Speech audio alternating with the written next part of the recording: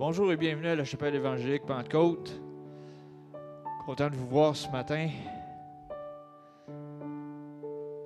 J'espère que vous êtes levés dans l'espoir de venir louer votre roi des rois.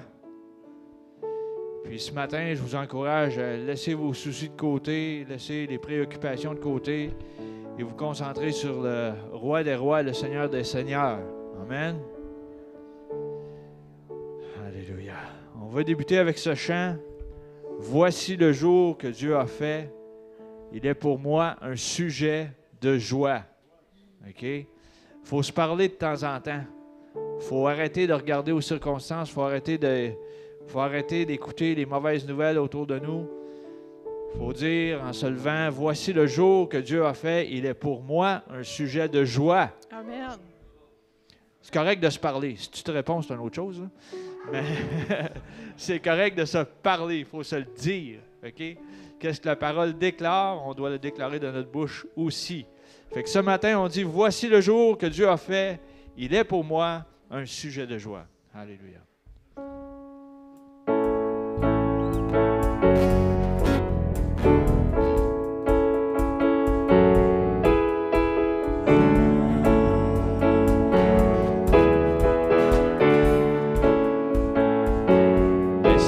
Je laisse au loin, je me tourne vers demain. À toi je remets mon être entier, Jésus. Mes mains sont tendues vers toi, croyant que tout vient de toi. Je sais que tout ce que tu as pour moi est bon. Si bon, car voici le jour que Dieu a fait. Il est pour moi un sujet de joie. Voici le jour que Dieu a fait. Il est pour moi un sujet de joie. Non, je n'aurai pas peur pour demain. Mon espérance est en toi. Voici le jour. Voici le jour. Mes craintes je laisse au loin. Je ne doute plus de rien. À toi je remets mon volonté, Jésus. Mes mains sont tendues vers toi, croyant que tout vient de toi. Je sais que tout ce que tu as pour moi est bon. Si bon, car voici le jour que Dieu a fait. Il est pour moi un sujet de joie. Voici le jour que Dieu a fait. Il est pour moi un sujet de joie. Dont je n'aurai pas peur pour demain. L'espérance est en toi. Voici le jour. Voici le jour. Pour toi, Seigneur, je vivrai. Pour toi, Seigneur, je vivrai. Fondé sur ta vérité. Fondé sur ta vérité. Pour toi, Seigneur, je vivrai. Pour toi, Seigneur, je vivrai. Fondé sur ta vérité. Sur ta vérité. Car voici le jour que Dieu a fait. Il est pour moi un sujet de joie. Voici le jour que Dieu a fait. Il est pour moi un sujet de joie. Non, je n'aurai pas peur pour demain. Mon espérance est en toi. Voici le jour. Voici le jour. Car voici le jour. Car voici le jour. Alléluia, voici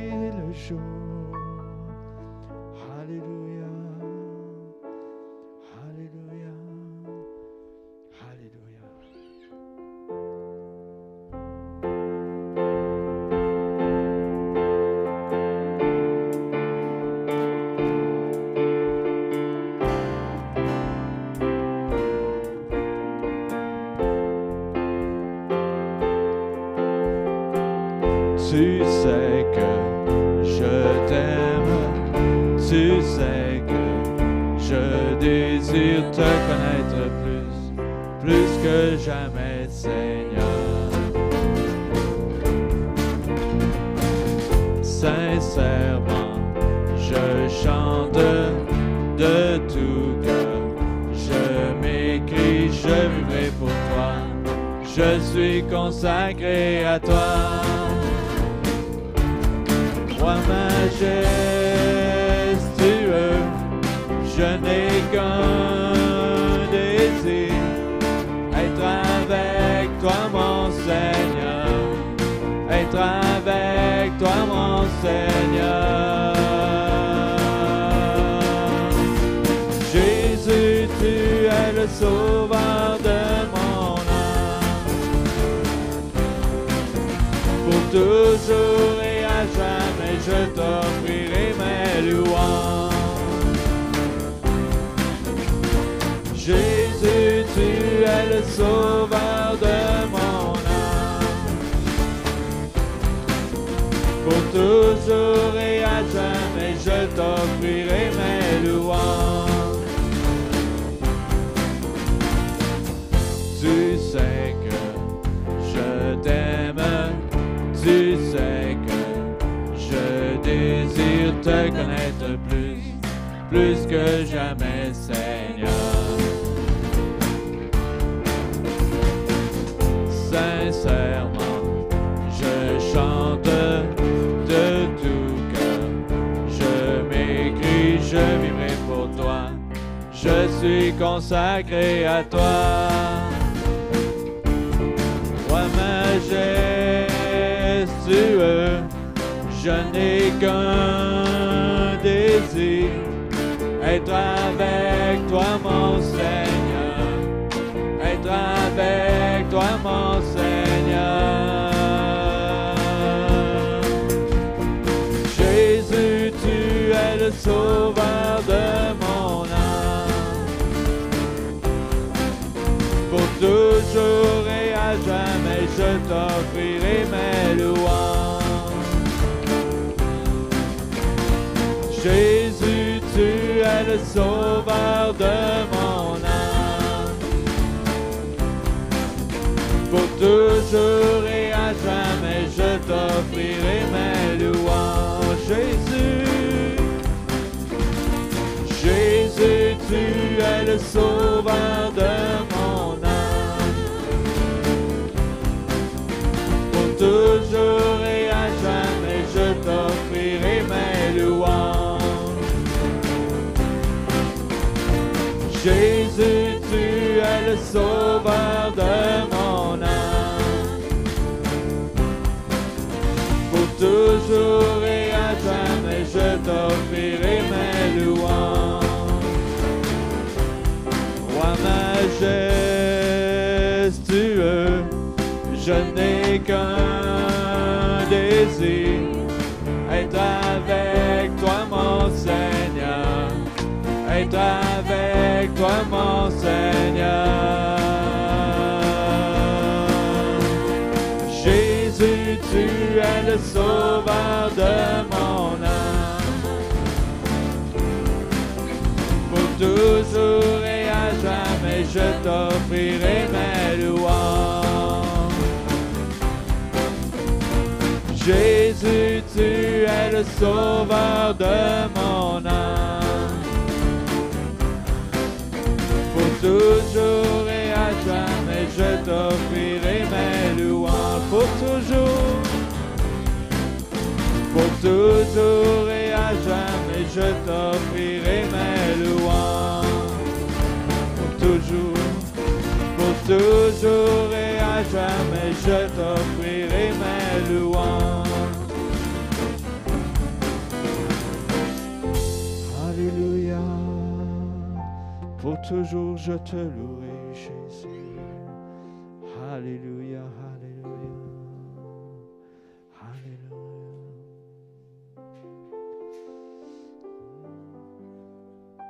Alléluia.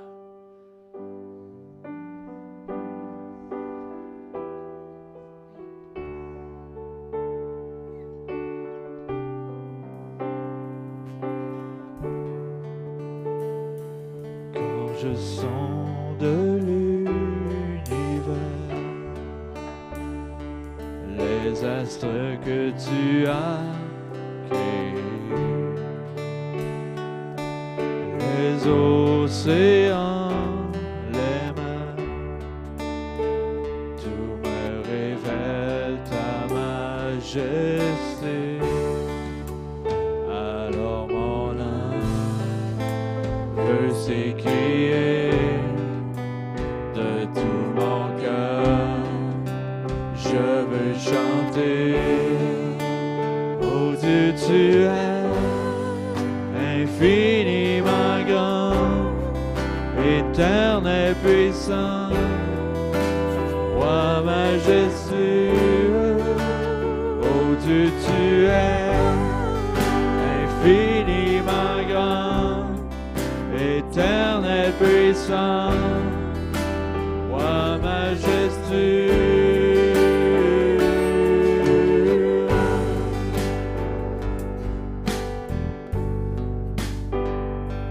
Quand je songe que tu m'as fait,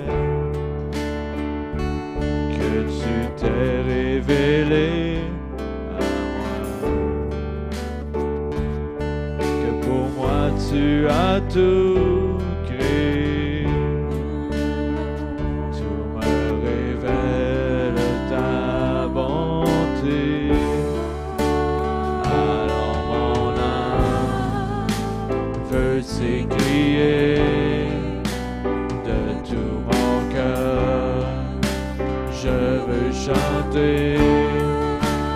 Oh Dieu, tu es infiniment grand, éternel, puissant, roi majestueux. Oh Dieu, tu es infiniment grand, éternel, puissant, roi majestueux.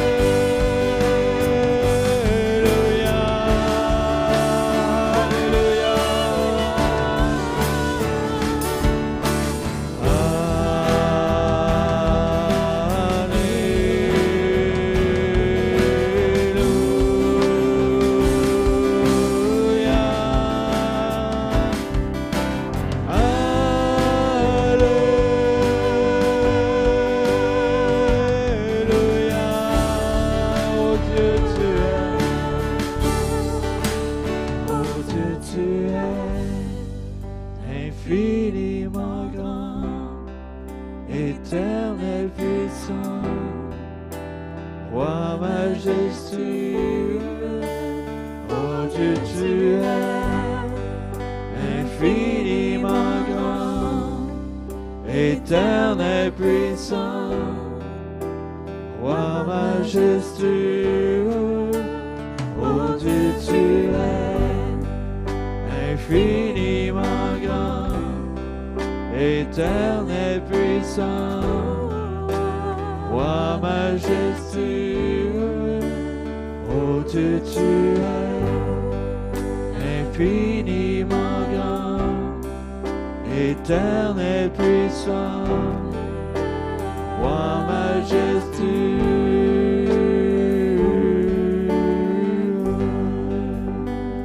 Alléluia, Alléluia,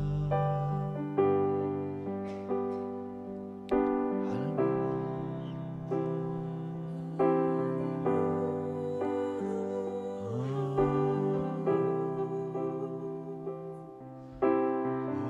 Alléluia, tu es infiniment grand, le grand je suis, notre roi des rois et Seigneur des seigneurs. Alléluia, Alléluia.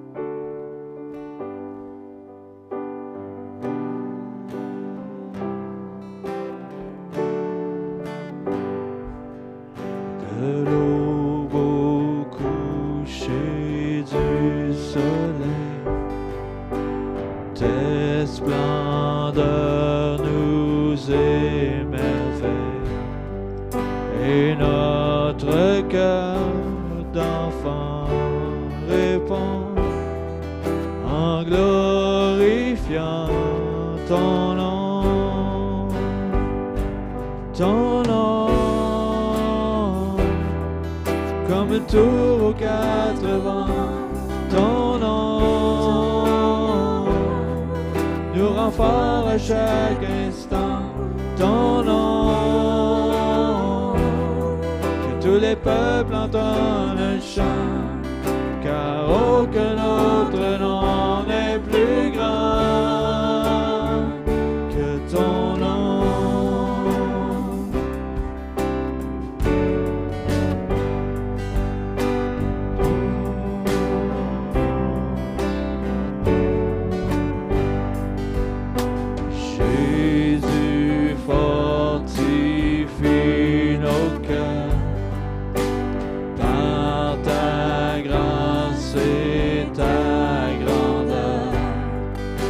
C'est en toi que nous prions, viens glorifier ton nom,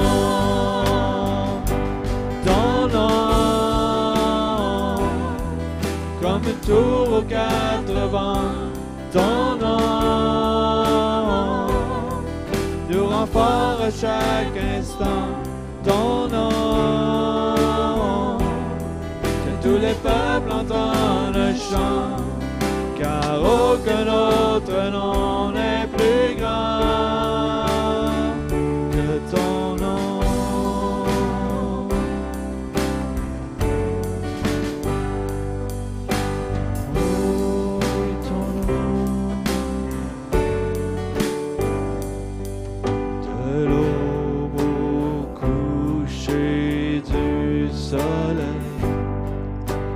Tes splendeurs nous émerveillent, et notre cœur d'enfant répond en glorifiant ton nom. Ton nom, comme une tour aux quatre vents. Ton nom nous rend fort à chaque instant. Ton nom, que tous les peuples entendent un chant, car aucun autre nom n'est plus grand que ton nom. Oui, ton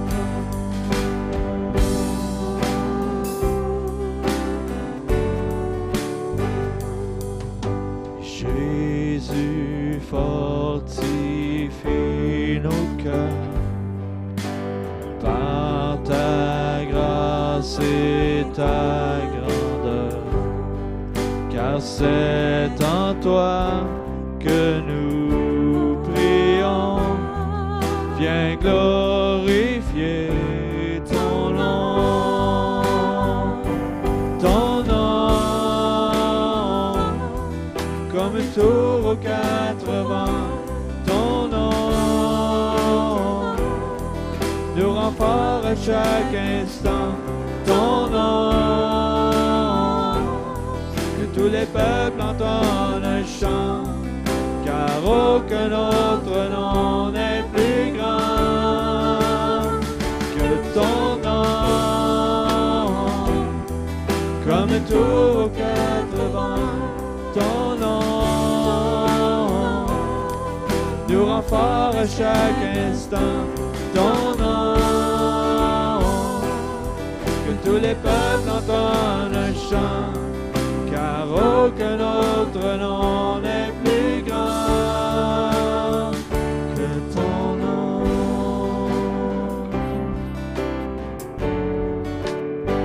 Oui, ton nom.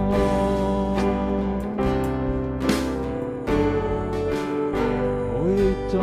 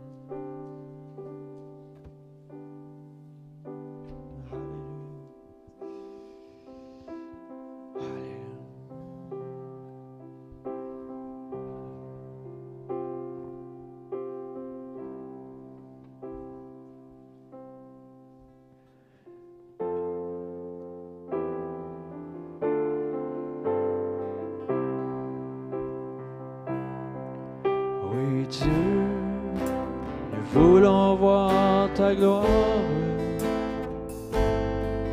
descendre en ce lieu parmi nous.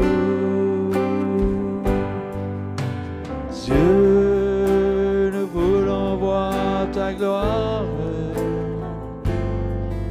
descendre en ce lieu parmi nous. Oui, Dieu. Dieu, nous voulons voir ta gloire descendre en ce lieu parmi nous. Dieu, nous voulons voir ta gloire. Descends en ce lieu parmi nous. Oui, nous te donnons nos cœurs, nos vies, tout notre temps.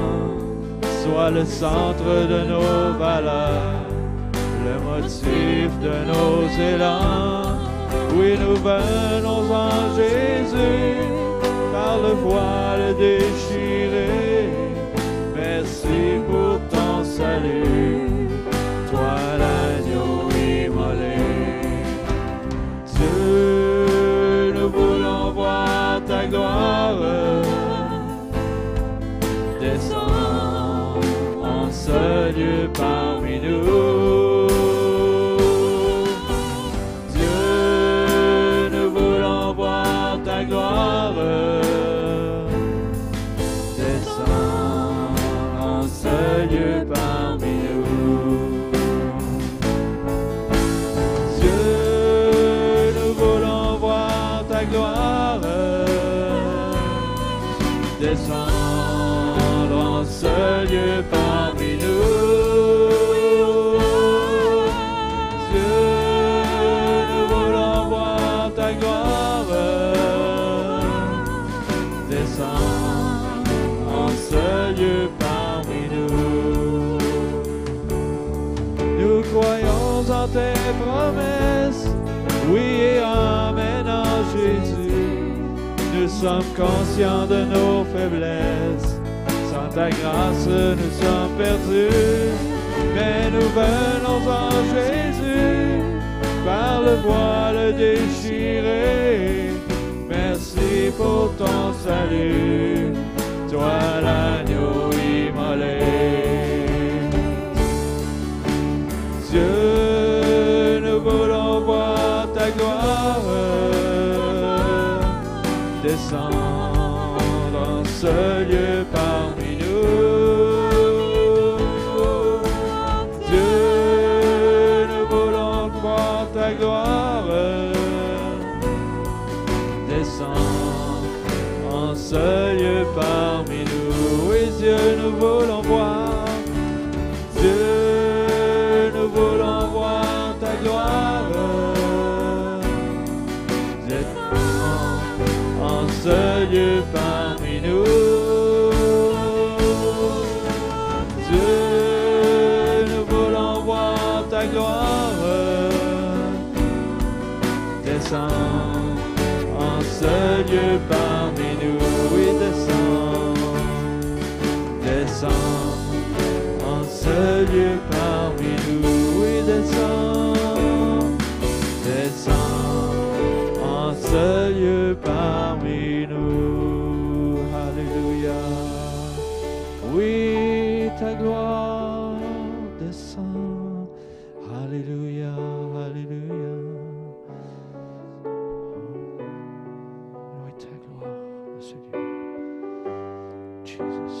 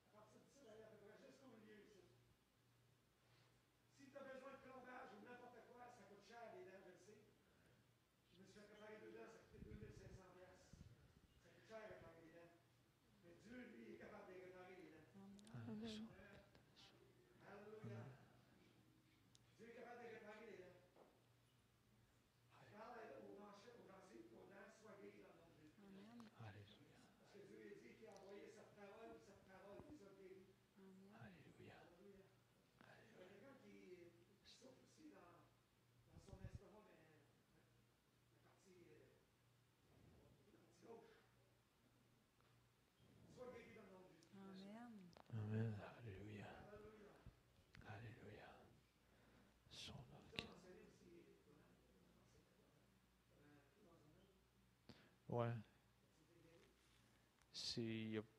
Tout est correct, il n'y a pas de progression. Je veux dire, tout est. Alléluia. Alléluia. Thank you. Alléluia. Alléluia.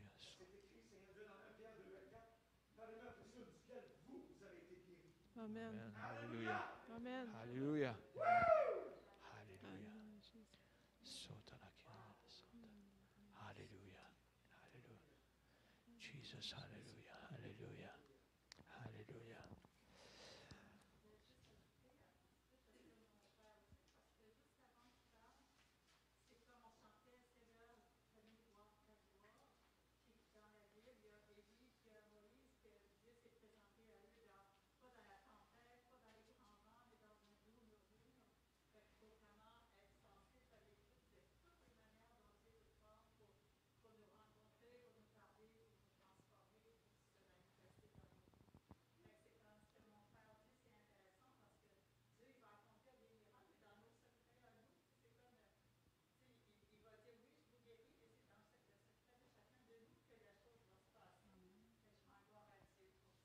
Amen.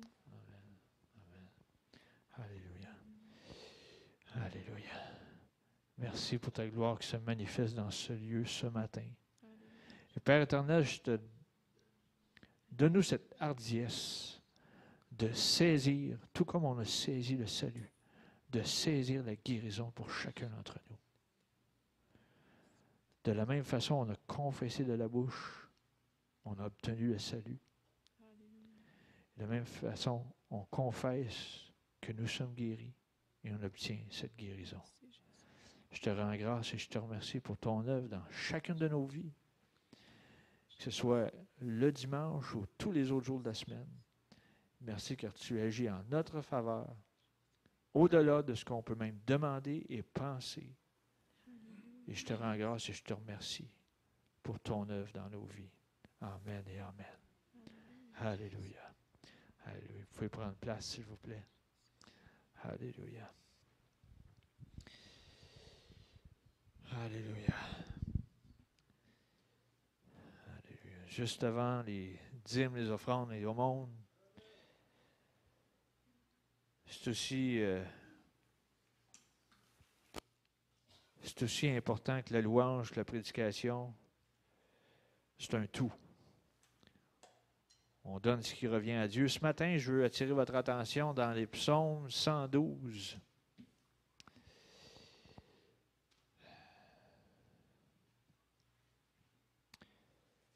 Psaume 112, on va peut-être camper là quelques semaines. On va voir de façon que ça avance. Je dis camper là, on est en saison de camping, etc.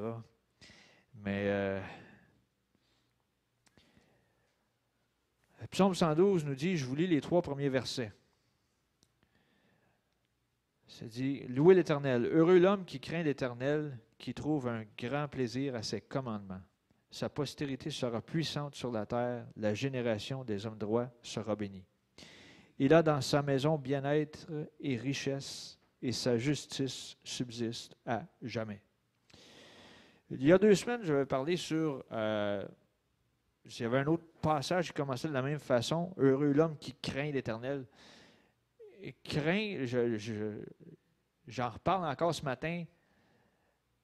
J'aime bien changer le mot. Okay? Je ne veux pas transformer la parole, c'est pas ce que je veux faire.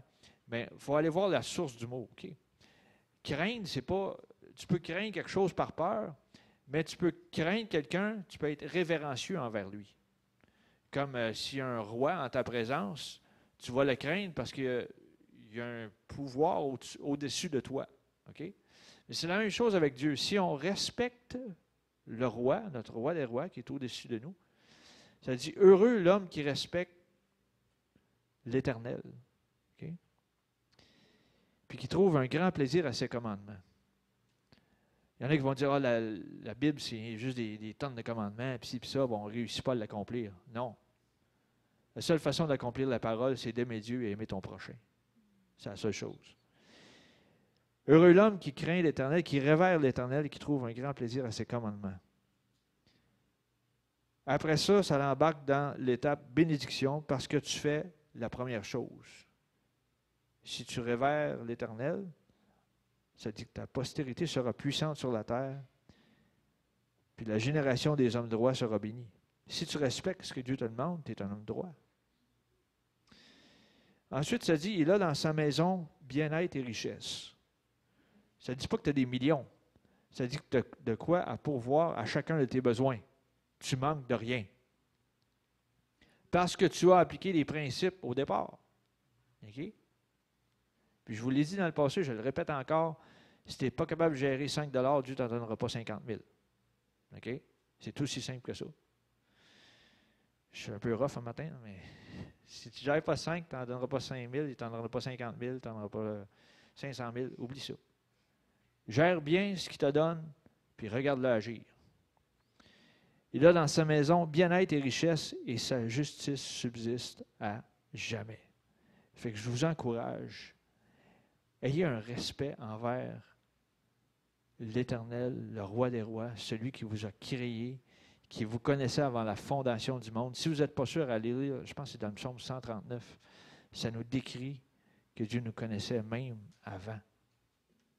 Il savait, il te connaît. Fait que, oublions pas cela. Fait que ce matin, j'inviterai les préposés à s'avancer.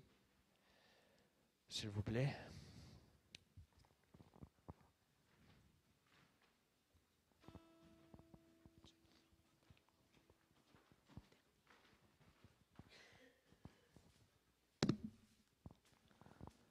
Il y a toujours deux façons de donner. Ceux qui sont ici en salle peuvent le mettre dans le panier, ou sinon, transfert ou virement bancaire à cepgrandb@outlook.com.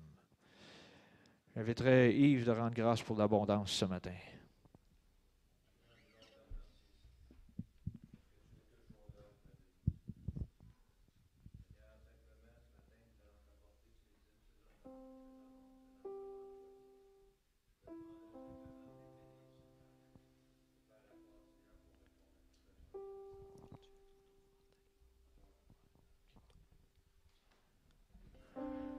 Dieu, nous voulons voir ta gloire descendre en ce lieu parmi nous. Dieu, nous voulons voir ta gloire descendre en ce lieu parmi nous. Oui, Dieu.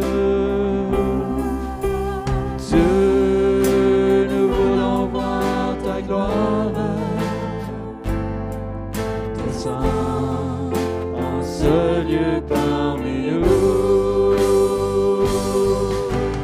Dieu, nous voulons voir ta gloire descendre en ce lieu parmi nous. Oui, Dieu, nous voulons voir ta gloire descendre en ce lieu parmi nous. Dieu, nous voulons voir ta gloire descendre en ce lieu parmi nous. Oui, descends en ce lieu parmi nous. Descends en ce lieu parmi nous. Alléluia. Alléluia. La gloire de Dieu peut descendre pas seulement ici le dimanche matin, mais chez vous, à la maison, à chaque jour. Amen. Alléluia. On va continuer avec quelques annonces ce matin.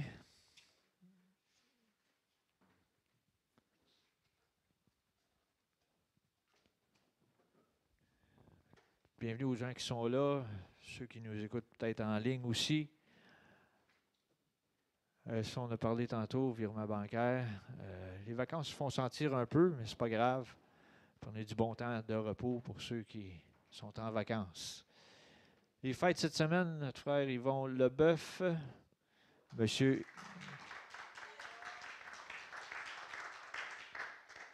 M. Yves Venn, qu'on a demandé à passer l'offrande tout à l'heure, c'était le plus grand de la gang. Il est caché en arrière, là. Et Julie Hamel n'est pas ici ce matin, non? Des fois, il est dans la salle. OK, l'épluchette de Chapelle évangélique Pentecôte 2021, c'est déjà dans 2 semaines, le 29 août à midi. Fait que sûrement que Joël va avoir plus de détails à vous communiquer tout à l'heure. Mais comme j'ai mentionné la semaine dernière, il y a des belles petites feuilles à l'arrière. Puis si tout le monde met son nom à une place, ça remplit toutes les cases. Fait que si chacun participe un petit peu, ça fait un gros peu. Okay? Fait que je vous encourage à... il y a différentes options de choses à apporter, ou des fois c'est un objet qu'il faut apporter qu'on a besoin pour l'événement en question. D'autres fois, ça peut être un élément de nourriture, ça peut être en tout cas plein de choses. Il y a une panoplie. Fait que mettez vos noms, s'il vous plaît. Ce matin, le pasteur Joël Campeau nous apporte la parole, juste avant ses vacances. Bonnes vacances à la famille Campeau. Regarde ça, j'annonce les annonces d'avance. Du 15 au 28 août. Il va être là le 29 plus Pluchette, par exemple. Bon, fait que c'est tout pour les annonces ce matin. Pasteur Joël, prends ta liberté. Alléluia, merci Seigneur. Alors, bon matin à tous. Je suis content de vous voir. Les gens reviennent, il y en a qui partent en vacances. Ça vient, ça va. C'est comme ça, l'été. Pour les pluchettes de blé d'Inde, donc en arrière, juste en arrière de John, il y a des feuilles au mur. Et comme Donald l'a dit, c'est en remplissant chaque case que ça fait que c'est merveilleux le pique-nique. Parce que, si je le répète encore, ça prend des surveilleurs de jeux gonflables. Eh oui, ça en prend, ça en prend. Plus qu'il y en a, plus que le monde a du fun. C'est important. Fait que là, ça va bien, ça se remplit bien, mais il en manque encore. Fait que si vous n'avez pas mis votre nom à quelque part, allez le mettre. C'est des rotations de 20 à 30 minutes qu'on a faites pour les... Parce qu'il y a 2 jeux gonflables cette année, comme il y a quelques années. Donc, n'hésitez pas à mettre vos noms où est-ce qu'il y a des trous. Ça, c'était pour les jeux gonflables. L'autre chose que je voulais mentionner pour les pluchettes, on va essayer de commencer à midi. Okay? C'est un test qu'on fait cette année de commencer plus de bonne heure. On va voir si ça fonctionne. On verra le matin même, voir si la température collabore avec nous autres, si ça va fonctionner comme ça. Fait que, si possible, ça arrive vite. C'est dans 2 semaines. Là. Donc, mettez vos noms sur la feuille, qu'on sache où est-ce qu'on pourrait donner des volontaires désignés pour que ça fonctionne bien. Puis l'autre chose aussi, ceux-là qui n'ont jamais joué au tournoi de poche, c'est tellement le fun, vous allez voir. C'est un événement social et aussi d'un challenge d'une grande... ça a de l'air facile, mais ça ne l'est pas. Alors, cette année, on va essayer de voir s'il y a un brave qui va essayer de challenger Jean-Guy encore pour cette année. Alors, moi, je vais m'essayer en tout cas, mais en tout cas, la barre est très, très haute. Alors, je vous encourage. Inscrivez-vous. C'est de même qu'on apprend à plus se connaître. Vous allez voir, c'est super le fun de jouer au tournoi de poche et d'apprendre à connaître la personne à côté de vous. Puis peut-être souvent meilleur que vous, c'est ça. Même les jeunes, souvent, sont meilleurs que nous autres. Fait que c'est ça. Fait que les jeunes sont impliqués aussi pour le tournoi de poche. Donc, Marco va être en charge de calculer tous les pointages, choses comme ça. Il y a Étienne aussi qui va faire plein de choses avec les enfants. Je vais y en parler parce qu'il ne sait pas encore. Mais non, mais c'est important. Quand tout le monde met la main à la pâte, là, ça va super bien, c'est facile, c'est relax, on a une belle journée. Quand il y en a juste 5-6 qui s'impliquent, ça vient, la journée, elle vient dure. Fait que je vous encourage. Pique-nique, 2 semaines. Soyez-y. Amen? Amen. Alors, ce matin, je vais ouvrir en prière pour commencer pour la parole de Dieu. Seigneur, on te remercie pour cette belle journée que tu nous donnes. Merci parce que tu nous aimes et tu prends soin de nous. Seigneur, je te demande d'ouvrir nos cœurs à ta parole, que ta parole soit révélation et qu'on puisse la mettre en pratique, qu'on ne soit pas des auditeurs oublieux, Seigneur. On te demande dans le nom de Jésus. Amen. Amen. V'là une semaine, j'ai parlé sur une chose en particulier et je crois que je n'avais pas fini le message parce que ça suit directement sur ça. Et j'avais parlé sur la persévérance. S'il y en a un dans la salle qui s'en souvient de la persévérance, il y en a une couple qui s'en souvient. Ouais, c'est merveilleux. Puis, on avait parlé que, comme dans le monde, et les gens manquaient de persévérance, des fois, nous autres, dans l'Église aussi, on manque de persévérance. Je vais checker quelque chose pour être sûr que tout le monde, vous soyez de bonne humeur. OK, je vais réchauffer la place. Ah, c'est parce que ça allait refroidir encore, mais je ne vais pas vous geler un matin. Encore. La persévérance, c'est bon pour nous autres dans l'Église. On a vu que c'était une des clés. OK? Et là, j'avais parlé que souvent, on a entendu, moi j'ai entendu dans l'Église, les gens qui nous disaient « Ah ouais, mais tu sais, si tu marches dans la foi, tu n'auras plus de problème dans ta vie. » On avait vu que c'était un mensonge et c'était conçu pour nous voler notre foi, pour qu'on se décourage. Parce que quand tu vas mettre ta foi sur quelque chose, il va arriver des choses. OK? Et je vais construire là-dessus, vous allez voir où est-ce que je vais m'en aller. OK? Je vais lire le passage de base que j'avais lu la semaine dernière, et c'est dans Luc, au chapitre 6, au verset 47. Et là, Jésus, il parle ici, il dit « Je vous montrerai à qui est semblable tout homme qui vient à moi, entend mes paroles et les met en pratique. Il est semblable à un homme qui, bâtissant une maison, a creusé profondément et a posé le fondement sur le roc.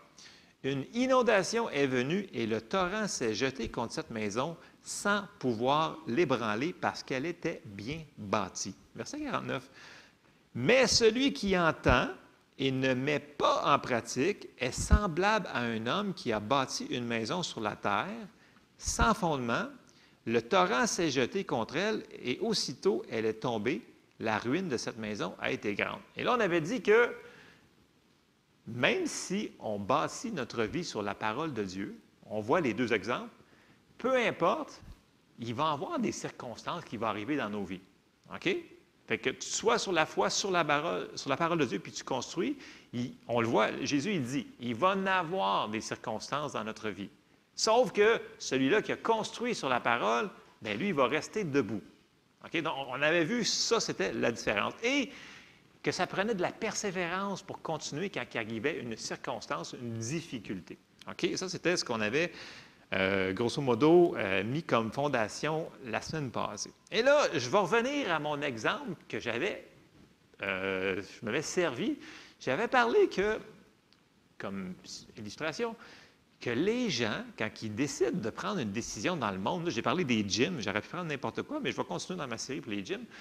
On avait dit que les gens qui s'inscrivent au gym pour un abonnement de 1 an, OK?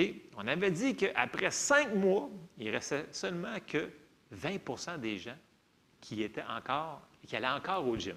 OK? Puis on avait dit qu'après 1 an, sur les 2 personnes sur 10 qui restaient, il en restait seulement qu'une personne. Ça, c'est les statistiques avant COVID. Donc, on avait vu que dans le monde naturel, les gens aussi manquent de persévérance. On avait dit qu'ils ne calculaient pas le coût que ça allait coûter de faire cette chose-là. Supposons que la personne décide de commencer à s'entraîner pour perdre du poids. OK?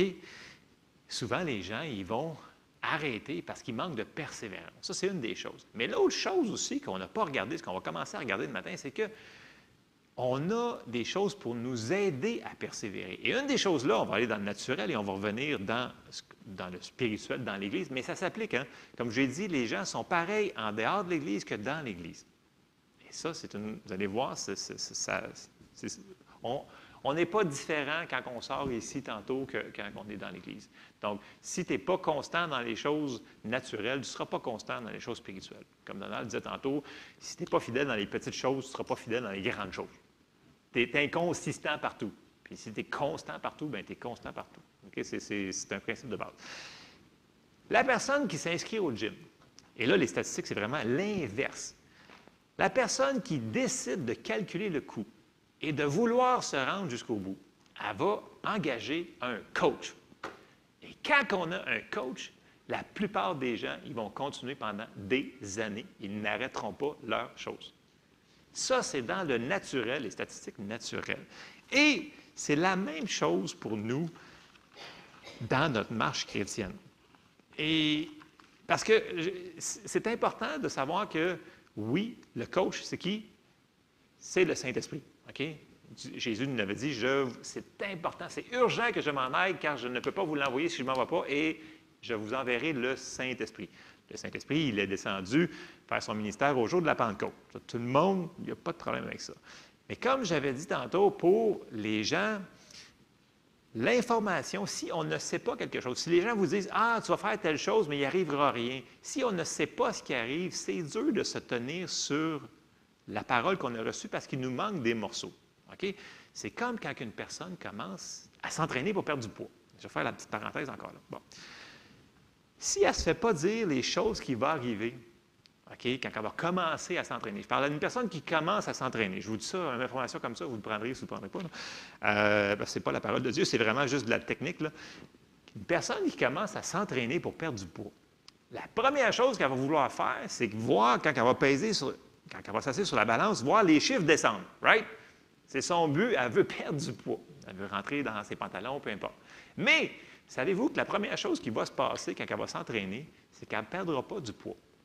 Elle va peut-être rester égale ou peut-être en prendre. Parce que la première chose que le système va vouloir faire, c'est construire un volume sanguin, première chose. Deuxième chose, reconstruire la masse musculaire pour pouvoir être en santé. Et après ça, la masse, le poids va finir par baisser. Je vous dis ça parce que la personne qui sait que ça va arriver, parce que ça va prendre environ, dépendamment des métabolismes, entre 2 et 3 mois. La personne qui le sait, rendue au 2e mois, quand elle va mettre ses yeux sur la balance, elle dit, c'est pas grave, même si je ne le vois pas avec mes yeux, je sais que ça se passe. Puis là, rendue au 3e mois, elle dit, je le vois que ça se passe, la balance me dit ça, mais je sais que ça se passe. En le sachant d'avance, elle va avoir de la persévérance pour continuer. Est-ce que vous me suivez? Et c'est la même chose pour nous autres dans le domaine spirituel. Quand on sait quelque chose, puis qu'on va mettre notre foi sur quelque chose, au lieu de regarder à la situation, on revient sur ce que la parole de Dieu nous dit. « Ah, on le sait que ça allait arriver, donc on va continuer à marcher. » Et c'est là qui est important. Parce que le Saint-Esprit, le coach des coachs, le meilleur des enseignants est en nous, il est avec nous pour nous révéler la parole de Dieu. Okay? Parce que ça nous dit qu'il ne parlera pas de lui-même. Il faut toujours... Les gens disent « Ouais, mais j'ai entendu... » Si vous entendez du Saint-Esprit, des choses comme ça, vérifiez si c'est en ligne avec la parole de Dieu, c'est bon. Si ce n'est pas en ligne avec la parole de Dieu, revérifiez ce que vous avez entendu en prière. Et là, je m'en vais dans mon verset, Jean 16, au verset 13. Et là, Jésus, il parlait du Saint-Esprit. Il dit, puis là, il y a tellement de descriptifs sur notre coach qu'on a avec nous autres pour nous envoyer dans notre vie chrétienne, pour nous aider, nous encourager, pour pas qu'on lâche, pour qu'on continue à marcher dans tout ce qu'on va mettre notre foi dessus. Puis là, j'ai juste sorti ces 2 versets-là, c'est « Quand le Consolateur sera venu, l'Esprit de vérité, il vous conduira dans toute la vérité, car il ne parlera pas de lui-même, mais il dira tout ce qu'il aura entendu, et il vous annoncera les choses à venir. Il me glorifiera parce qu'il prendra de ce qui est à moi et vous l'annoncera. » Bon, c'est son travail, c'est son ministère. On ne peut pas avoir une vie chrétienne victorieuse sans travailler avec le Saint-Esprit. Okay? Donc, il va falloir être ouvert, comme on disait tantôt, à entendre ce que le Seigneur nous dit. Et ça, c'est important. Et une des choses, c'est qu'il va nous diriger en ligne avec la parole de Dieu. Bon, j'ai dit tantôt que j'ai entendu souvent les gens qui disent « OK, si tu marches par la foi, tu n'as plus d'épreuves, c'est fini, c'est terminé. » Bon, on sait que ça, ce n'est pas vrai. Mais il y a un autre extrême, okay, dans le milieu de la foi, c'est de dire « OK, il y a un fossé ici que les gens disent « OK, tu auras zéro difficulté. » Puis il y a l'autre côté qui va dire « Écoute, si tu marches par la foi, là, l'enfer lui-même va être contre toi. Écoute, c'est fini, Satan va être sur toi. Fait que tu as mis ta foi, tu es faite. » Fait que, voyez-vous, il y a comme 2 côtés. Puis là, tu fais comme moi, mais c'est où ça dans la Bible? Bien, il va y avoir des tribulations, des choses comme ça. Je dis « Ouais, OK, mais puis le milieu, bien, on n'en parle pas. » Et c'est ce qu'on va parler ce matin, parce qu'il y a un juste milieu. Puis le milieu, c'est que, oui, il va y avoir des tribulations, ou je vais utiliser le vrai mot qui est utilisé dans la Bible, le mot grec, c'est qu'il va y avoir des tests / pression. Et ça, c'est vrai. Mais la personne qui se faisait, OK, tu vas mettre ta foi sur quelque chose, mais tu n'en auras pas de ces affaires-là. Quand que ça va arriver, parce que ça va arriver, vous n'avez pas besoin de mettre votre foi pour ça, pantoute, il va y avoir, notre foi va être testée. Pas si, pas peut-être, c'est marqué, on va aller voir des versets. Fait que là, quand ça va arriver, on va faire « Ah, bien, c'était marqué. » Bon, il n'y a personne qui aime les tests. Je dois avouer qu'il n'y a personne qui aime les tests. Mais si on n'en parle pas, quand ils vont arriver, parce qu'ils vont arriver, la personne va dire « Ah, Dieu a-t-il réellement dit? » Tu sais, comme dans Genèse 3. Tu sais, dans le sens que ça pourrait nous faire enlever notre persévérance, notre constance sur la parole de Dieu. Parce qu'on n'a pas toute l'information nécessaire. Voyez-vous ce que je veux emmener? Dans le sens que les gens vont nous dire quelque chose, mais si on n'a pas toute la vérité, quand on arrive dans la vérité, puis là, on fait comme, bien voyons là, on ne m'avait pas dit ça. Fait que là, tu as tendance à te décourager. Et c'est décourageant quand il arrive quelque chose, puis la personne te dit que ça n'arriverait pas. C'est comme un... Tu sais, vu que c'est une demi-vérité, mais c'est un mensonge. Fait qu'il y a un juste milieu. La parole nous dit que notre foi va être testée. Et là, on va aller dans les versets. Bon. Je sais qu'on ne les aime pas, ceux-là. On a tendance, moi-même, j'ai tendance à lire par-dessus. Je dis, bon, ça, c'est pas important. Puis on s'en va aux autres versets. Mais la Bible nous dit, dans Jean 16, au verset 33, et à plusieurs autres endroits, on va commencer par lui, Jésus dit, « Je vous ai dit ces choses afin que vous ayez la paix en moi. Vous aurez des tribulations dans le monde. » Là, tout le monde fait « Amen, c'est encourageant le matin. Vous aurez des tribulations. » Eh oui, c'est-tu marqué ou c'est pas marqué? Il va y avoir des tribulations dans le monde.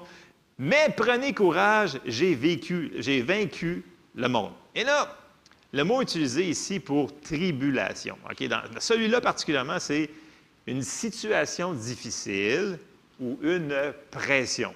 Okay? Ça, c'est directement du dictionnaire grec. L'autre chose qui dit, mais prenez courage. C'est pourquoi qu'on pourrait prendre courage, on va avoir une épreuve. Tu sais, c'est pas le fun. Le mot qui vient de dire ici, mais prenez courage, là, c'est le mot de la manière qui est phrasé, c'est au passé, au présent et au futur. Dans le sens que j'ai vaincu là et je vaincrai toujours. Ça, c'est Jésus. Mais il fait rapport à ce qu'il est avec nous. C'est pour ça que c'est une bonne nouvelle, parce que vu qu'il est avec nous, on va passer au travers l'épreuve, la pression, le test. OK? Mais il faut qu'on le sache qu'il va en avoir. Les gens disent, mais il y en a tout le temps. Il ne faut pas tomber dans le fossé de « Ah, il va en avoir tout le temps, puis dès que je mets ma foi, ça ne fonctionnera pas. » Non, non, il faut sortir de là. OK? Il faut être genre au milieu du chemin, il faut aller chercher les versets en conséquence. Et le premier que je vais lire, c'est 1 Jean 4,4 pour nous aider. Jean, il dit ici, « Vous, petits-enfants, vous êtes de Dieu et vous les avez vaincus parce que celui qui est en vous est plus grand que celui qui est dans le monde. » Est-ce qu'on le croit, oui ou non? Amen. Fait que dans cette situation-là, dans cette pression-là, dans cette difficulté-là, le Seigneur est avec nous et il est là pour nous faire passer au travers. Et c'est là qu'il faut s'appuyer sur lui et sur ses promesses. Amen. Et là, on va aller voir un petit peu le processus de ce test-là. Parce que j'ai dit que notre foi va être testée. Mais il y a une raison pour ça. Okay, les gens, on aimerait bien ça, avoir la foi d'un géant tout de suite, puis pouf, pas passer aucun test. Mais ce n'est pas comme ça que ça se passe. Puis c'est pas comme ça quand tu t'entraînes pour perdre du poids non plus. Tu n'arrives pas au gym, puis tu perds 30 livres d'une shot. Bien, à moins qu'il te liposuctionne quelque chose, mais peu importe. Il va y avoir un processus.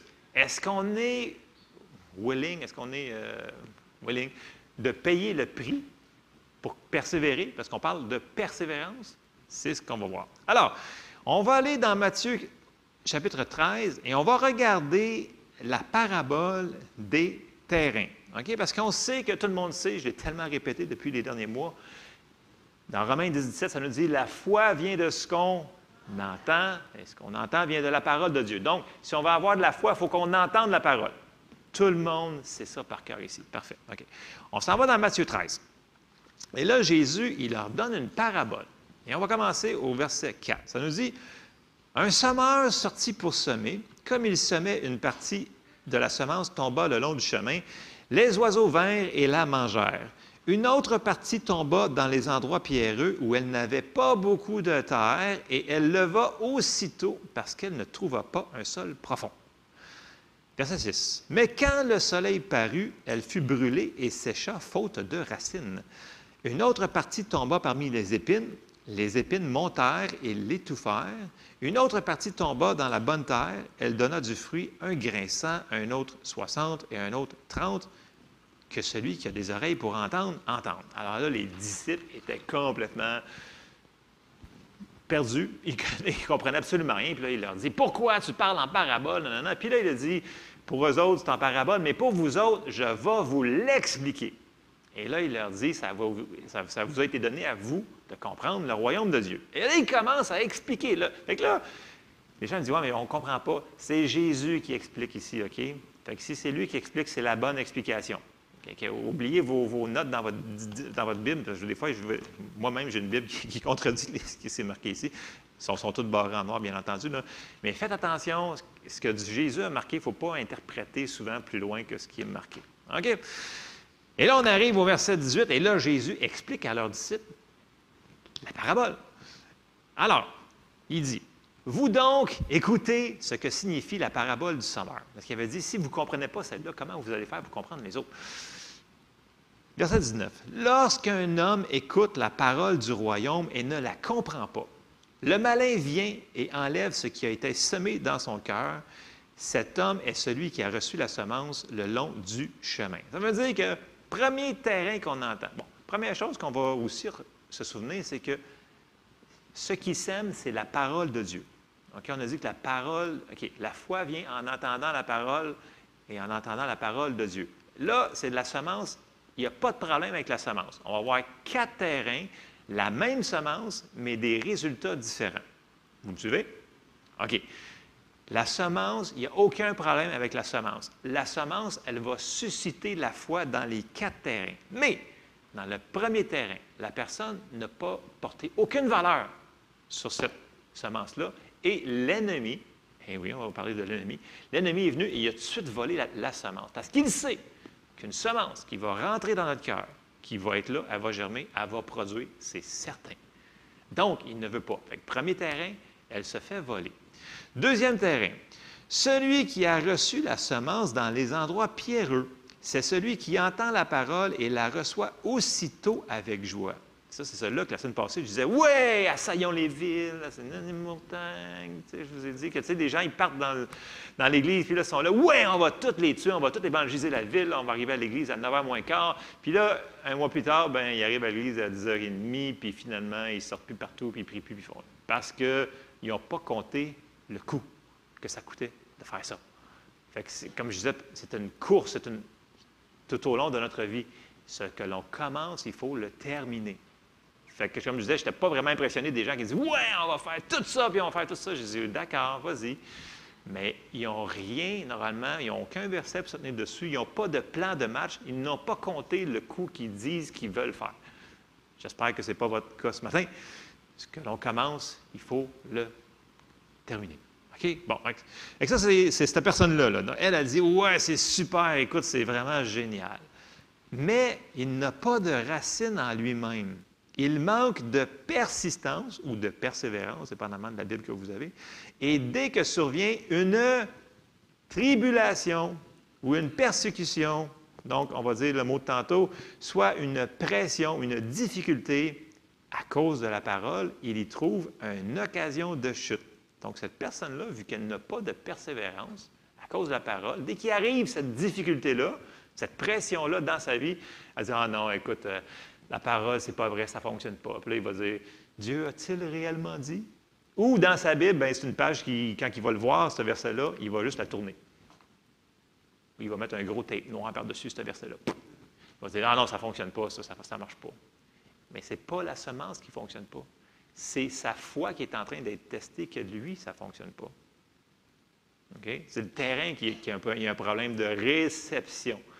Okay? Fait que ça, c'est le terrain numéro 2, c'est le manque de persévérance. On va voir le terrain numéro 3, verset 22. « Celui qui a reçu la semence parmi les épines, c'est celui qui entend la parole, mais en qui les soucis du siècle et les séductions des richesses étouffent cette parole et la rendent infructueuse. » Donc, encore là, il peut y avoir une influence extérieure, encore une fois, sur ce coin-là. Mais sur la terre numéro 3, souvent, ça va être des fois, nous autres, notre chair, qui ne ferons pas les choses pour avoir le résultat.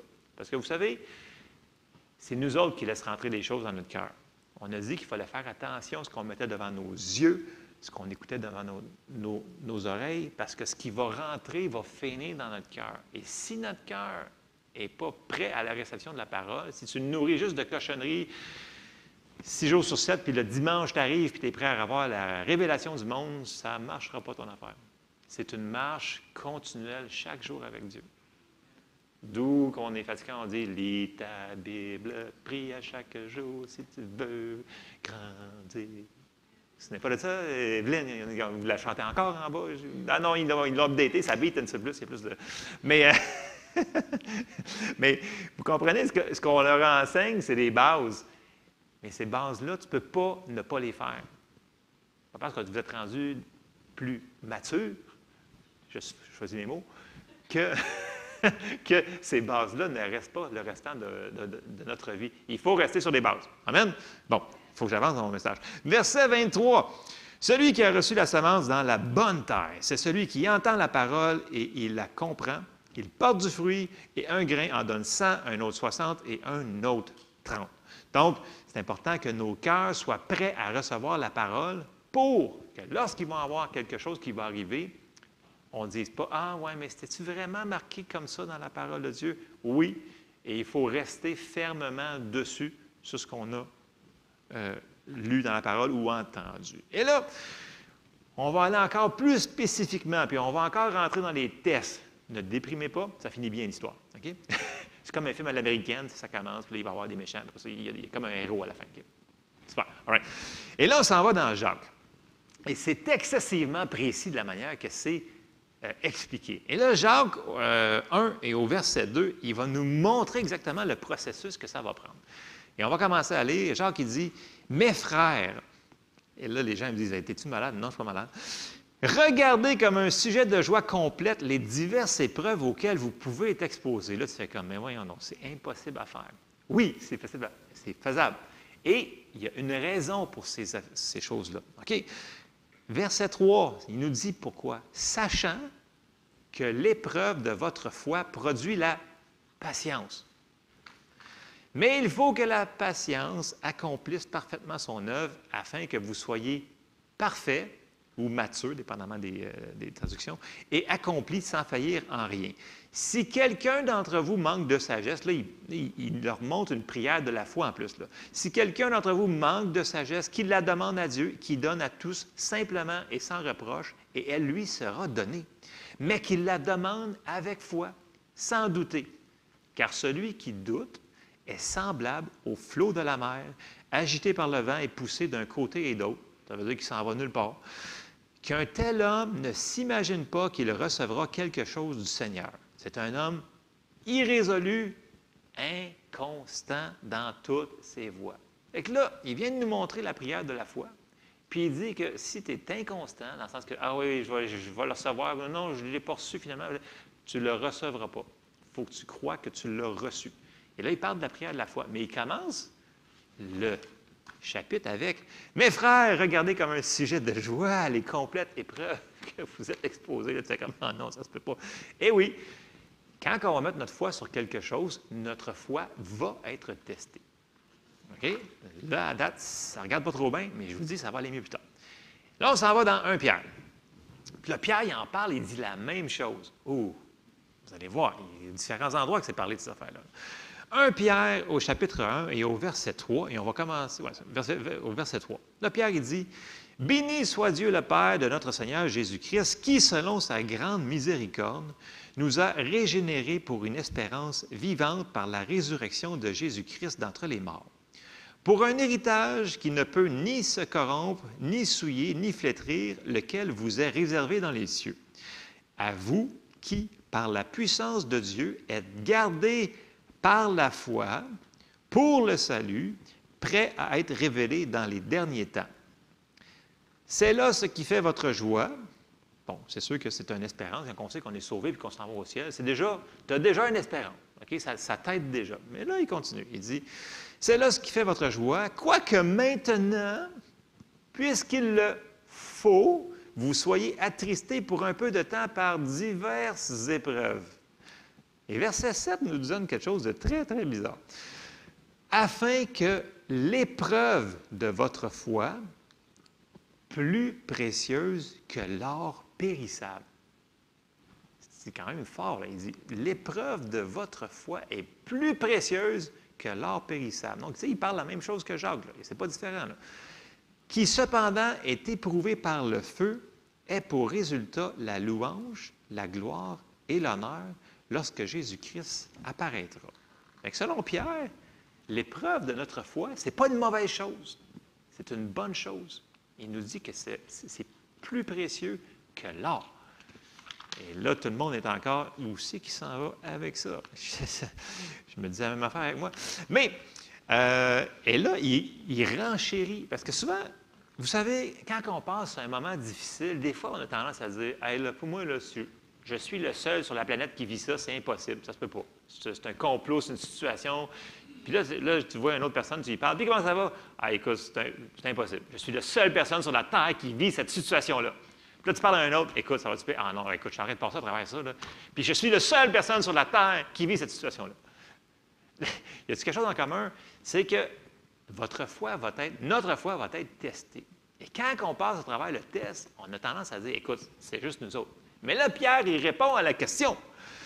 Et si on va en avance un petit peu au chapitre 4 et au verset 12, Pierre, il répond, il dit, « Bien-aimés, ne soyez pas surpris comme d'une chose étrange qui vous arrive de la fournaise qui est au milieu de vous pour vous éprouver. » OK, c'est très silencieux, c'était normal, je m'attendais que ça soit silencieux, radio ça ce matin.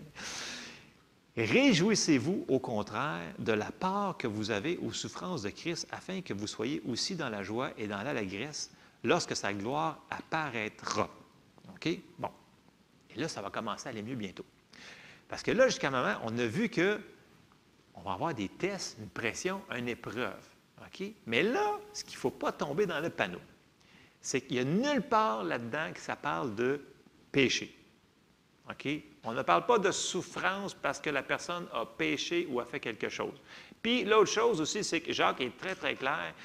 Dieu ne tente lui-même personne. OK? Fait que ce n'est pas Dieu qui va te tenter à faire quelque chose de pas correct pour faire un péché. Donc, depuis le début qu'on parle de notre foi va être testée, il n'y a nulle part qu'on parle de péché là-dedans. Le péché, on en a parlé souvent, on demande à Dieu, 1 Jean 1,9, on lui demande pardon et c'est fini, on passe à d'autres choses. Lui, il l'oublie, toi, tu l'oublies, puis on avance. OK? Donc, il n'y a aucune condamnation à ceux qui sont en Jésus-Christ. Ça, c'est une bonne nouvelle. Amen? On ne parle pas de péché. On parle de mettre notre foi en action sur quelque chose, de prendre quelque chose, puis si jamais la réponse n'est pas instantanée, on n'est pas déstabilisé. On sait que le 30 livres de poids, il ne partira pas tout de suite. Ça se peut qu'il y ait un délai. Et là, c'est là qu'on retourne voir nos versets, puis on fait, la parole a dit ça. Je sais que la balance a dit que je pèse encore 250 livres, mais je sais que ma foi fonctionne. Je sais que le processus fonctionne. Et là, pendant tout ce temps-là, le Saint-Esprit, notre coach, il est toujours là pour nous ramener les bons versets, les bons encouragements pour qu'on puisse continuer à marcher au travers de ça. Et là, ça va commencer à aller mieux bientôt. OK? Et là, c'est important de comprendre que les mots utilisés pour épreuve, tentation, ces choses-là, ce n'est pas toujours les mêmes. OK? Dans le français, c'est traduit de même, mais ça ne veut pas dire, c'est pour ça des fois qu'il faut creuser un petit peu plus creux.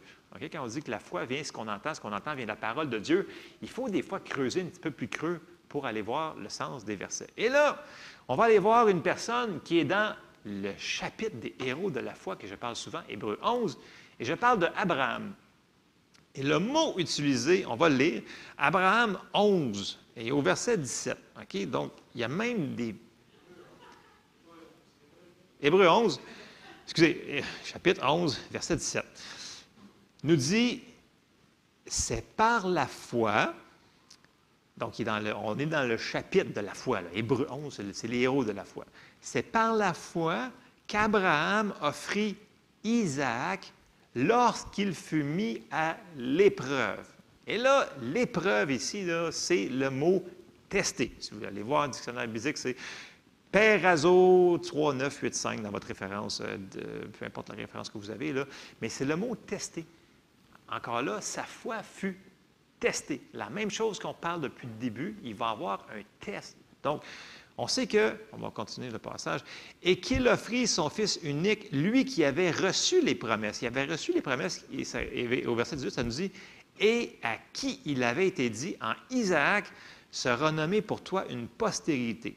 Il pensait que Dieu est puissant, même pour ressusciter les morts, aussi le recouvra-t-il par une sorte de résurrection. Bon, le mot utilisé ici pour tester, c'est le même mot qui est utilisé pour tester les métaux.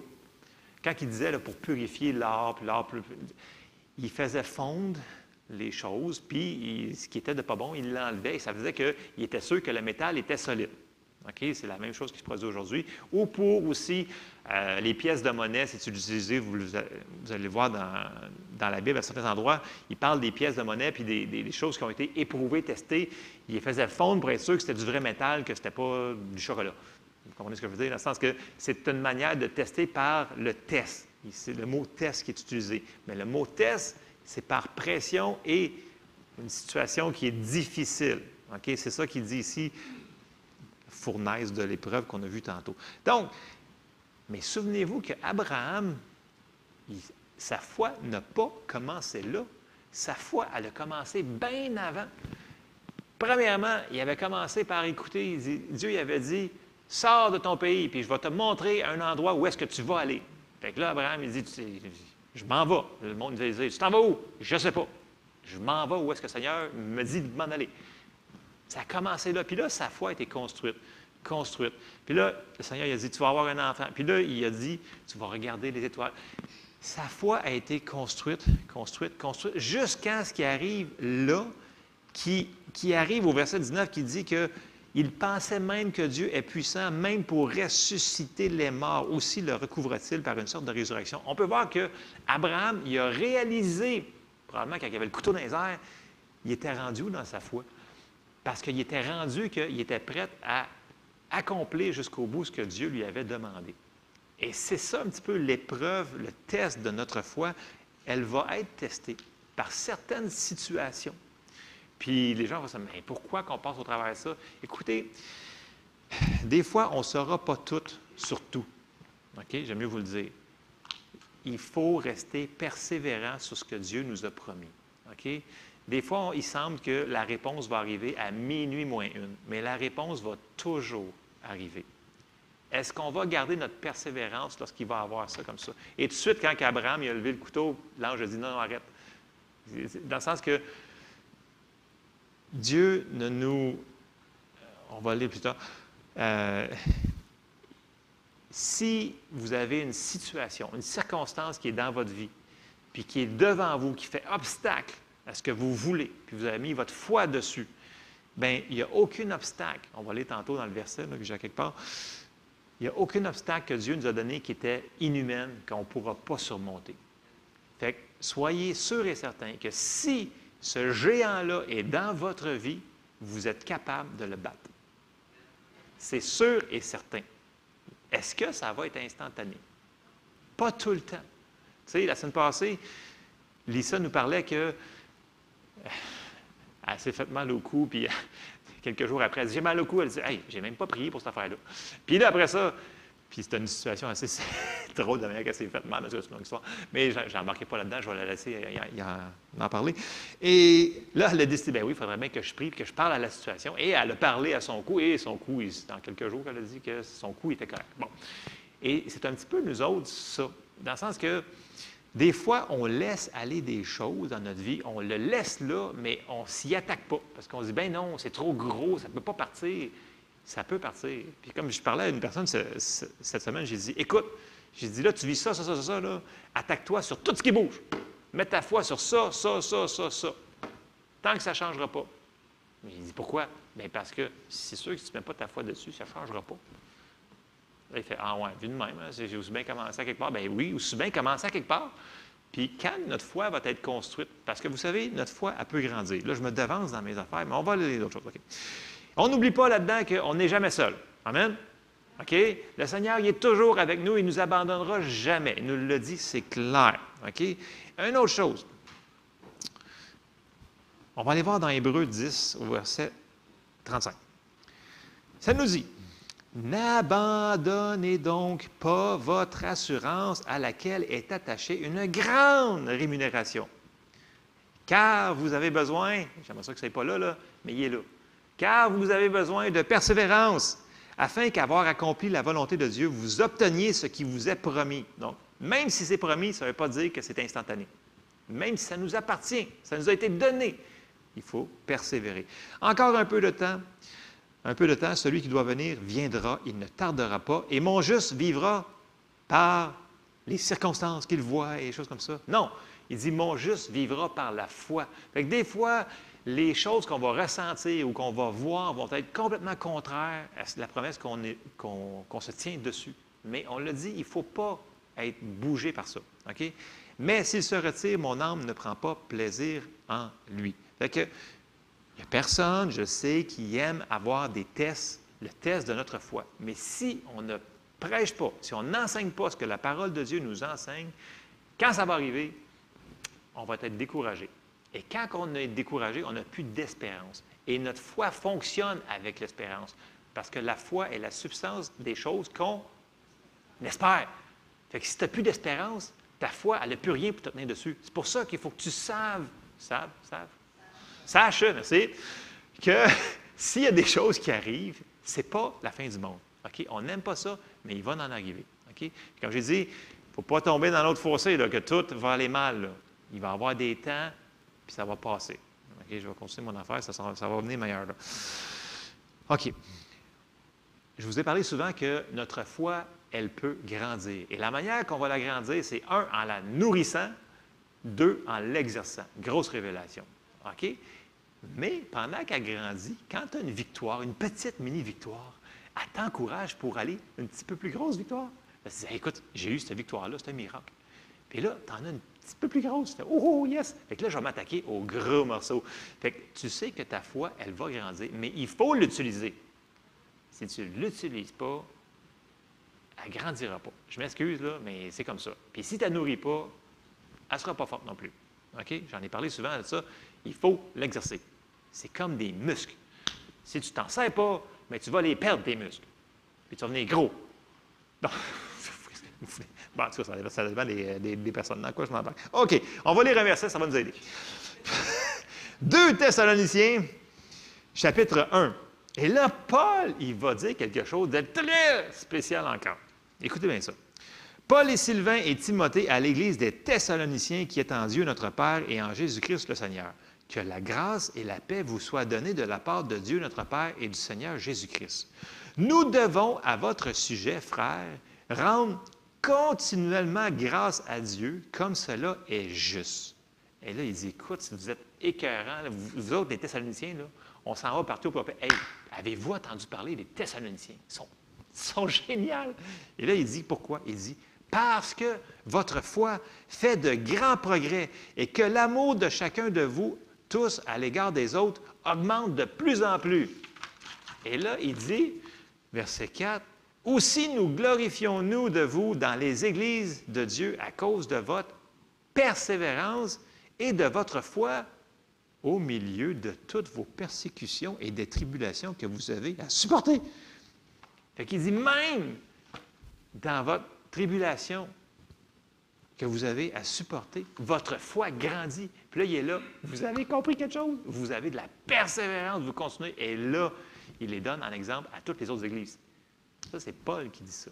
Bien, Timothée et les autres. Fait qu'il nous dit que notre foi va grandir pendant ce temps-là. OK? Vous me suivez? OK?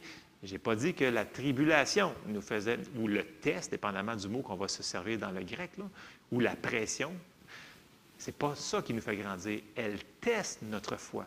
Est-ce qu'on va garder notre foi à on, que j'appelle, là, garder la switch à on, garder l'interrupteur allumé en français, on pourrait dire, OK? Il faut qu'on laisse notre foi fonctionner pour qu'elle puisse grandir. Et là, on va aller voir le processus de cette foi qui grandit là, et on s'en va dans Romains. Et là, Paul, il va être excessivement précis. Il va nous montrer le processus. Romains 5, au verset 1, nous dit, « Étant donc justifiés par la foi, nous avons la paix avec Dieu par notre Seigneur Jésus-Christ, à qui nous devons d'avoir eu, par la foi, accès à cette grâce, dans laquelle nous demeurons fermes et nous nous glorifions dans l'espérance de la gloire de Dieu. Donc, ils ont espérance et ils demeurent fermes dans leur foi sur ce qu'ils ont mis. Verset 3. Bien plus, nous nous glorifions même des afflictions, sachant que l'affliction produit la persévérance, la victoire dans l'épreuve, et cette victoire, l'espérance. Or, l'espérance ne trompe point parce que l'amour de Dieu est répandu dans nos cœurs par le Saint-Esprit qui nous a été donné. Et là, il faut le jumeler avec le verset que Paul a dit dans Galates 5,6. Il dit que la foi est agissante par l'amour. Fait que la foi fonctionne par l'amour. Et on va retourner dans Romains 5. Là. Il nous dit, nous nous glorifions dans nos afflictions, sachant qu'elle produit la persévérance. Donc, ça prend de la persévérance dans notre foi. Et ça va produire la victoire dans l'épreuve ou dans le test ou la pression que l'on vit. Et cette victoire, l'espérance. L'espérance, c'est la manière que notre foi fonctionne parce que l'amour de Dieu est répandu dans nos cœurs. C'est le processus que Paul il nous explique, dans le sens qu'il dit notre foi va être testée. Pas peut-être, elle va être testée. Et si on continue avec la persévérance, on va voir la victoire dans cette chose-là. Et là, il ne faut pas se décourager. Il va falloir qu'on apprenne à mettre nos yeux aux bons endroits. Parce que quand tu fais face, quand tu as mis ta foi sur une circonstance, puis là, ça perdure. On avait dit qu'il fallait aller vérifier les bases. Et les bases, une des choses qu'on avait dit, c'était de la vérifier. Première chose qu'on vérifierait, c'est-à-dire de vérifier si on marche dans l'amour. Okay? C'est la première chose qu'on devait vérifier, parce que tout est relié dans l'amour. On vient de le voir. La foi fonctionne par l'amour. Donc, c'est la première chose à aller voir. Okay? Et ça va nous amener aussi à toutes les autres choses. Vous savez, notre caractère, notre foi va être formée à force qu'on va marcher et avoir la révélation de la parole de Dieu. Parce que oui, la parole de Dieu, il faut l'entendre, et à un moment donné, ça devient révélation à l'intérieur de notre cœur. Et c'est là que notre foi grandit, parce qu'on peut l'exercer et avoir plus de victoire avec une foi qui grandit. Mais si on ne l'exerce pas, si on ne s'en sert pas, notre foi ne grandira pas et on risque d'être... Mais en sachant qu'on n'est pas tout seul, le Seigneur nous aime, ce n'est pas lui qui nous envoie ces choses-là, mais on sait qu'il est avec nous pour nous aider à passer au travers. Comme je vous dis, on a un coach. Il est là. Il ne s'en va pas. Okay? Fait que je sais qu'il n'y a personne qui aime entendre parler des tests. Okay? Je ne pensais pas parler sur ça le matin, mais c'était ça que j'avais, puis je n'ai pas pu m'en sauver. Puis hier soir, quand j'ai fini, je dis bon, ça va être le fun le matin, ça va être super joyeux dans la foule. Mais, vous savez, la parole de Dieu, c'est la parole de Dieu. Et on ne peut pas enlever des morceaux parce qu'on ne veut pas les entendre. Mais quand on arrive, puis les gens disent ouais, mais la personne avait la foi, là, puis elle a passé au travers une épreuve. J'ai dit ouais, c'est biblique. C'est silencieux, hein? Mais des fois, ça arrive que la foi va être plus rapide. Puis, dans les évangiles, Jésus nous avait dit que c'était un processus aussi. Et le processus aussi, il y a un rapport à notre cœur. Voyez-vous, c'est toujours de foi en foi, en foi, en foi, en foi. Dans le sens que les gens me disent « Ah, écoute, moi, là, j'ai tellement la foi là, que, tu sais, comme moi, là, n'importe quoi, là, cancer, whatever, ça va mourir dès que ça me touche. » J'étais comme « D'accord, tu pourrais peut-être commencer par une grippe, peut-être, ou une ongle incarnée, quelque chose comme ça. T'as pas... Je m'excuse, et souvent, on a tendance à marcher dans la présomption dans notre foi. Parce qu'on ne l'a pas utilisée pour des grosses choses. Pensez-vous qu'elle va fonctionner instantanément? Je ne suis pas certain. Je ne suis pas là pour tuer votre foi ce matin. Là. Je suis l'inverse. Je ne parle jamais de ces choses-là, normalement. Mais c'est ce qu'il fallait que je fasse ce matin parce que, comme j'ai dit tantôt, si on ne le sait pas, puis là, on dit « Ah, écoute, il m'arrive une affaire, fait que c'est sûr que j'ai fait quelque chose de pas correct, la parole ne doit pas fonctionner, Dieu a-t-il réellement dit? » Toutes ces choses-là. Il ne faut pas qu'on arrive dans l'épreuve ou dans le test, dans la pression, à lâcher notre parole. C'est justement, on est en train de, quand on est rendu là, quand ta foi est rendue testée, et c'est plus précieux que l'or, selon Pierre, et Paul et tous les autres qu'on a lus, il faut persévérer. Et comme j'avais dit, Patrick Fontaine disait toujours, percez et vous allez verrez, vous percez, verrez. Il faut la persévérance dans tout ça. OK? Et là, parce que tout le monde est super content qu'on ait des tests ce matin,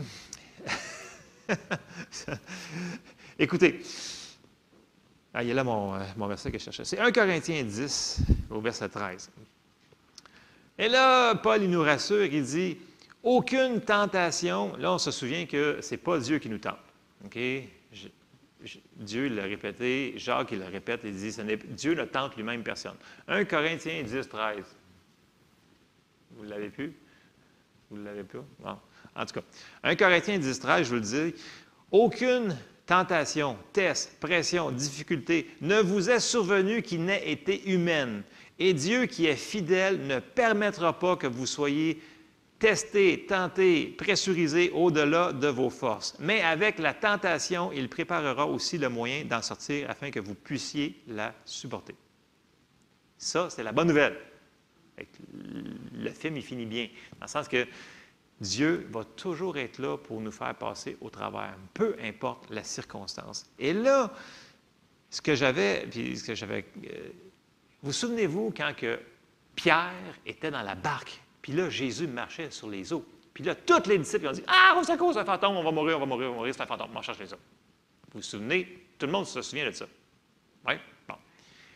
Le seul qui a eu le courage de dire à Jésus, « Si c'est toi, ordonne que j'aille sur toi marcher sur les eaux. » C'est le seul qui a eu l'audace de dire ça. Parce que là, pensez-vous, là, tu es sur la mer, ça brasse, il y a de l'eau, puis là, tu vois quelqu'un qui marche sur les eaux, puis là, tout le monde dit, « Ah, c'est à cause d'un fantôme. » Fait que là, il lui demande de dire la parole.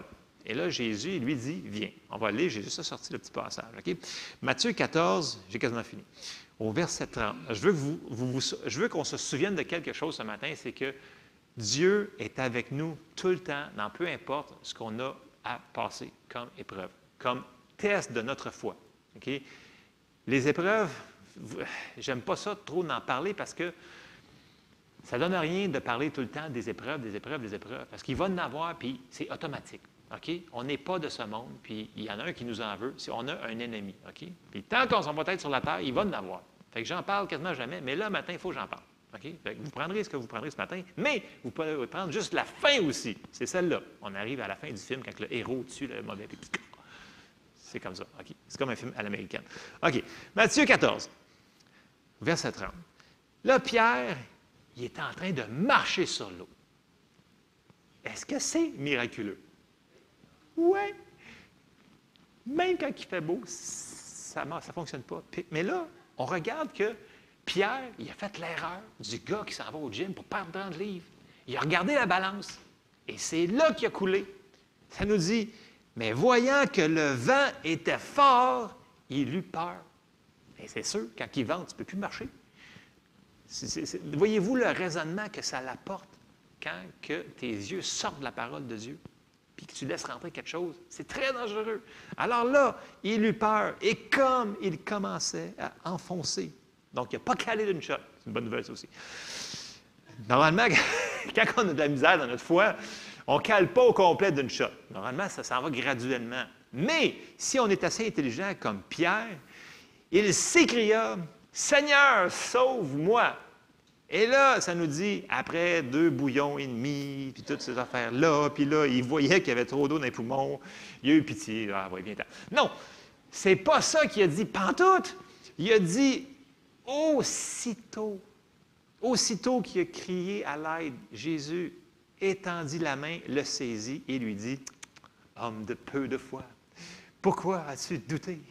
Pourquoi as-tu enlevé tes yeux de ma parole? » Et si vous vous souvenez de juste une chose ce matin, c'est lorsque vous passez à travers une difficulté, puis que vous êtes en train de marcher sur les eaux, mais vous voyez que vous commencez à caler un petit peu. Criez à Dieu, demandez-lui de l'aide, et il va aussitôt vous aider. Je vous le dis, par expérience, malheureusement, et par la parole de Dieu. Quand on passe une situation qui est excessivement difficile, c'est le temps de demander, « Seigneur, aide-moi, aie pitié dans ma miséricorde. » Tu sais, des fois, on le sait qu'on est arrivé au bout de notre foi. Puis là, écoute, tu as tout sorti tes versets, tu as tout fait tes confessions de foi, tu as tout fait, tu as tout fait ce que tu sais. Mais c'est encore pénible et dur. c'est le temps d'appeler à la miséricorde de Dieu. Et là, il va venir nous aider. Et il ne sera pas fâché, il va dire « Yes! Tu es en train de marcher sur les eaux. » Mais c'est la même chose quand tu es en train de croire à Dieu pour tes finances, pour ta santé. Écoute, quand tu n'es pas capable de payer, peu importe, une facture ou quelque chose comme ça, puis Dieu t'amène de l'argent, c'est un miracle. Parce que c'est arrivé de nulle part. C'est comme si tu marches sur les eaux. C'est la même affaire pour la guérison. Quand le médecin dit « Écoute, je ne comprends pas ce qui arrive », puis ta guérison est en train de germer, c'est un miracle. Tu marches sur les eaux, mais c'est dans une autre sphère de ta vie. Et là, notre foi n'est pas toujours au même endroit dans différentes. Il y en a que leur foi est super forte pour les finances. Il y en a que leur foi est plus vers la guérison parce qu'ils l'ont plus expérimenté. Il faut savoir, mais elle est où notre limite, par exemple? Parce que quand on est rendu dans la présomption, là, ça ne fonctionnera pas. Et c'est ça qui est important, c'est qu'il faut se souvenir que malgré que notre foi va être testée, OK? Dieu il est toujours là pour nous aider. Il faut savoir le quand, aller chercher de l'aide dans nos frères que l'on connaît. Il dit « Hey, tu pourrais-tu t'accorder avec moi pour telle chose? » Soyons spécifiques quand on le fait, par exemple, sur la prière de l'accord, on en a parlé. Mais vous pouvez aller directement à Dieu et dire « Seigneur, aie pitié de moi, au secours, aide-moi. » Et dès qu'on va le faire, il va venir nous aider. C'est ça la bonne nouvelle à travers toutes ces affaires. Donc, je vous encourage ce matin, si vous vous souvenez de juste une chose, si vous calez, criez au Seigneur. Non, c'est pas ça que je veux vous souvenir. Je veux vous souvenir que ça prend de la foi et de la persévérance pour voir les promesses s'accomplir. Et c'est pas vrai que c'est pas parce que ce n'est pas instantané que notre foi, elle ne fonctionne pas. Notre foi, dès qu'on l'a mis, qu'on l'a relâché, elle fonctionne. La parole, elle fonctionne aussi en même temps. Mais des fois, à cause de l'épreuve de notre foi, il va y avoir un délai. Et la pire affaire à faire, ça va être de dire des paroles contraires à ce qu'on sait qui est marqué dans la Bible. Puis dire, ah non, la femme, là, je vais retourner dans Genèse 3, je ferme bien bientôt. Là. Genèse 3, la femme a dit, elle a écouté le serpent. Dieu a-t-il réellement dit? C'est la première affaire qui va essayer de nous faire douter. C'est est-ce que la parole que tu te tiens dessus sur ta foi, c'est-tu vraiment cette affaire-là? Ou tu l'as peut-être... Dieu a-t-il réellement dit? Et c'est là qu'il faut résister ces paroles-là. Et l'importance de remettre nos yeux au bon endroit. Comme je vous dis, ce qu'on laisse rentrer dans notre cœur par nos yeux, par nos oreilles, comme on l'a vu, qui va se rendre dans le terrain de nos cœurs, va soit nous avancer ou soit nous faire caler. Et ça semble niaiseux, là, mais présentement, là, je vous le dis, là, écoutez, j'écoutais les nouvelles cette semaine sur plein de choses là, aberrantes, sur les mœurs de la vie. Là, j'étais comme, on est vraiment rendu là, on est vraiment rendu à la fin. Là, je veux dire, le monde dit, c'est la fin. Je dis, oui. Oui, c'est la fin. On est plus près. On n'a jamais été aussi plus près que ça. Mais dans le sens que c'était des choses tellement de base, c'est comme, wow, le monde s'obstine sur des choses comme ça que c'est marqué dans la Bible, noir sur blanc. Là, tu ne peux pas t'obstiner. C'est comme, c'est des choses tellement de base. Là, je fais comme, le monde s'obstine là-dessus, puis c'est marqué noir sur blanc dans la Bible. Je fais comme, mais où est-ce qu'on est rendu? Parce qu'on a dit que le Saint-Esprit qui est en nous, là, il ne parlera pas de lui-même. Il va toujours nous envoyer vers la parole de Dieu. Et il faut toujours finir sur la parole de Dieu. Amen. Je termine avec ça. Je sais que souvent, on va prier sur quelque chose, on va mettre notre foi et c'est instantané.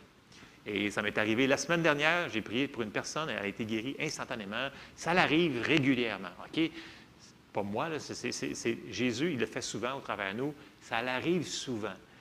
La seule chose qu'on s'aperçoit, c'est que quand il y a un délai, l'ennemi va essayer de venir nous dire, écoute, il y a un délai. Pour moi, là, c'est pas vrai ce que tu crois. Ou, etc. Remettez ce que vous voulez, là. Il va tout faire pour vous faire débarquer de votre verset que vous vous tenez dessus. Et c'est là que la persévérance, la patience vient en ligne de jeu. Mais il ne faut pas se laisser dire que non, il n'y aura pas d'épreuve. Puis non, Satan va toujours être sous vous autres, puis vous allez toujours dans la misère.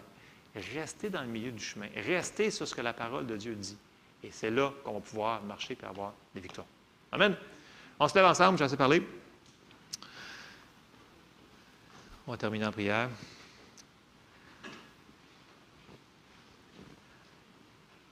Alléluia. Merci, Seigneur, parce que tu es tellement bon que nous autres, Seigneur. Merci parce que lorsqu'on appelle à toi, Seigneur, tu es tellement miséricordieux. Tu nous aides tellement plus qu'on le voit avec nos yeux. Je te remercie pour ta miséricorde. Et Seigneur, je te demande d'aider chaque personne qui est ici ce matin et qui passe à travers un test, une épreuve, une pression, Seigneur. Je te demande de lui donner de la fortitude, de la persévérance dans ce qu'il passe au travers et qu'il puisse fixer ses yeux sur toi.